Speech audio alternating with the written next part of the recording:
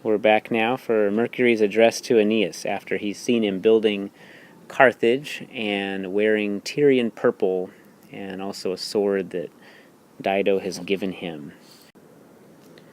Continuin vadit, tu nunc Carthaginis altae fundamenta locas pulcramque uxorius urbem extruis regni rerum quoblite tuarum, ipse Deum tibi me claro dimitit Olympo regnatur, caelet terras qui numine torquet, ipsae fere iubet caeleris mandata per auras. Immediately he addresses him. More literally, he goes to him or invades him. One edition I looked at said assails him. So this is almost like Mercury attacks him with words.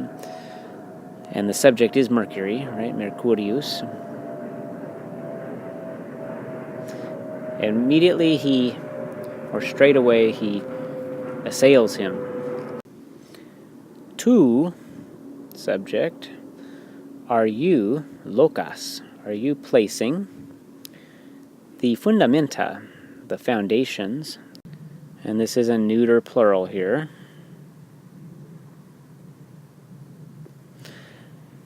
of Carthaginis altae, of high Carthage, genitives, and again this idea that cities are high and lofty, ancient cities. You now, are you placing the foundations of high Carthage? And are you extruis, another verb with a you subject, are you building pulcram urbem, a beautiful city? Oh, and he calls him uxorius. That's goes with you. Are you wife-ruled? Remember, an uxor is a wife, so are you wife-ruled, ruled by your wife, building a beautiful city? This is meant as a derogatory term here. He regni rerum quoblite tuarum. Oh, alas, this interjection here. You forgetful one, or you are forgetful. Now, this is a vocative participle from oblivisci, oblitus. So the masculine form would be oblitus. It's the perfect passive participle, and since us has to change to a in the vocative, it's oblite. Oh, one having forgotten. Oh, you having forgotten. So it's not a verb, but it's a participle here in a vocative. You, alas, you is implied, having forgotten your regni, and now these are all genitives here, your kingdom, and rerum tuarum, and these go together as they're genitive plurals. Your kingdom and your destiny, or your things, literally, your stuff. The matters that pertain to you, okay? Dido is supposed to found Carthage, you're supposed to found Rome. So, alas, you having forgotten your kingdom, the one in Italy, and your stuff, and your affairs, your destiny, the stuff that pertains to you. So let's go ahead and do that part one more time. Straight away, Mercury assails him. You now, are you placing foundations of high Carthage? And wife-ruled, are you building a beautiful city? Alas, forgetful of your kingdom and your destiny, or your things. Here we go with the next part. Ipse Deum tibi me claro dimitit Olympo regnatur. Ipse, he himself, the master, meaning, and who's the master of the gods? the big man Jupiter. So this is nominative. He himself. And in case you're not sure, the regnator. And look down here, you're going to have it again, ipse. Got some anaphora. So in case you're not sure who's sent me on this mission, it's Jupiter, Jupiter, Jupiter. He himself, the regnatur deum, and of course that's deorum,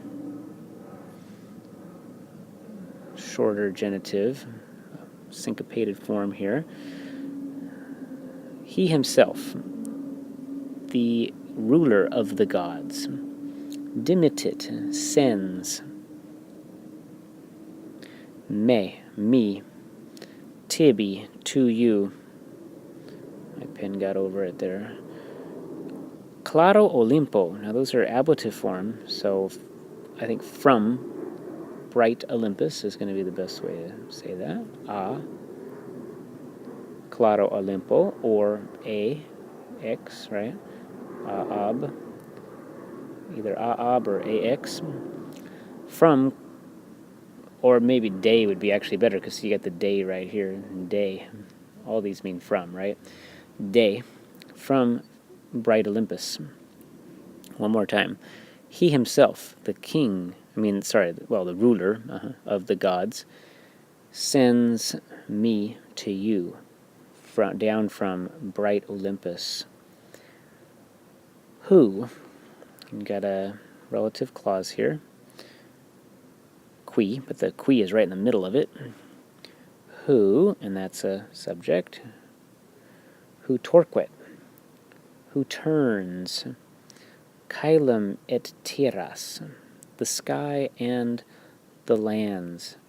And how does he do it? He does it numine, with his divine presence. Numine. Remember, the numen is the divine presence or spirit of the god.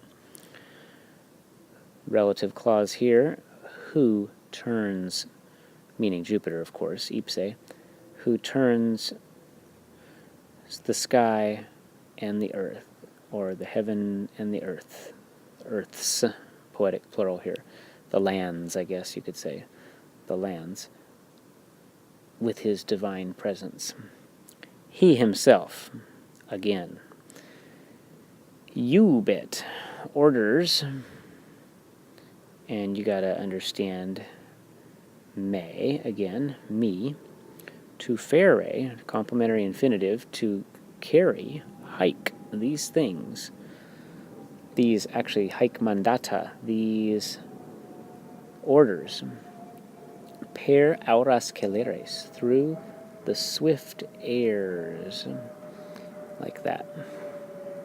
Okay, let's do this one more time. He himself, the ruler of the gods, sends me to you, down from bright Olympus. He who turns the sky and the lands with his divine presence. He himself orders me to bear or to carry these orders through the swift airs. Now, maybe the airs aren't necessarily swift, but Mercury is swift. So understand that he's carrying the orders swiftly, but this is a poetic way of putting it here, through the swift airs.